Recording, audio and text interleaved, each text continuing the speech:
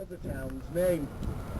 Ahead of us is a public house, the Station Inn. To the right of that there's an alleyway, Loggerhead's Yard. Not named because Whitby people are particularly argumentative. Oh yes they are. Oh no we're not. It's named after a ship's loggerhead, or figurehead, as you or I might know it. One of the punishments for smuggling was that you would have your boat confiscated. It would be broken up so it couldn't be used again, and the customs and excise men would take your figurehead and put it on public display as a warning. There's a figurehead at the other end of Loggerhead's Yard, fixed onto what was the old Smuggler's Inn on Baxtergate. Ahead of us, on the other side of the river there, the orange boat is the town's lifeboat. It's always nice to see it there, because if it isn't there, it usually means there's some poor devil in trouble out at sea. The footpath ahead of us, Marine Parade, was put there by the Victorians, so they could promenade by the water's edge. Prior to that, they had to do what we're going to do, and that's turn on to Haggersgate, one of the oldest streets on this side of the river. The name means a twisted road, and it lives up to its name. First we'll twist this way, paying careful attention to the sign here telling us to drive slowly. Bit faded, you can just about make it out. And then we'll twist the other way, just like we did last summer. Tucked around the left is the Seaman's Mission. I see they've got a tabletop sale on there today and a CD sale, so there'll be a few bargains to be found there. Just down on the left here is the entrance to Bakehouse Yard. Very pretty little yard, featuring the Whitby and Bloom contest.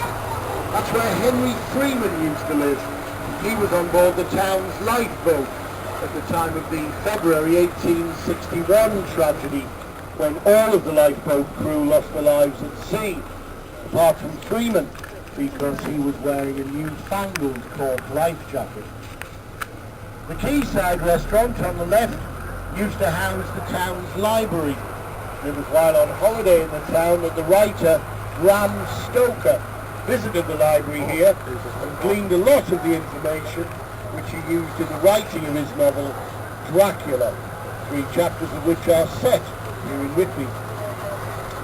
On the other side of the river, just beyond that short pier, was an area of sand called Collier's Hope, and Stoker takes an episode from Whitby's history and gives it a slight twist before using it in the telling of Dracula.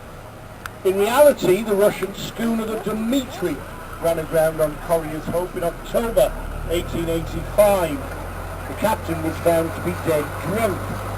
In Dracula, Stoker has the Russian boat the Demeter running aground on Collier's Hope. No crew on board apart from the captain, and he's found to be dead and strapped onto the ship's wheel.